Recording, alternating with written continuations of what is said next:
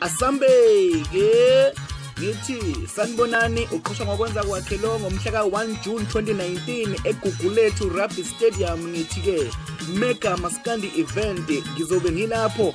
Zikhona insizwa lapha-ke othwasa lekhansela, bekhona lapha-ke ogcokamelisha, bekhona okhuzani, bekhona-ke o-DSD. Kumnandi-ke konakele kakhulu-ke eCape Town. Wena-ke nje thola-ke ithikithi lakho njengamanje, wenze sure ukuthi uyafika-ke eCape Town. Amathikithi kakhona e-combi ticket bafowethu nako-Shoprite.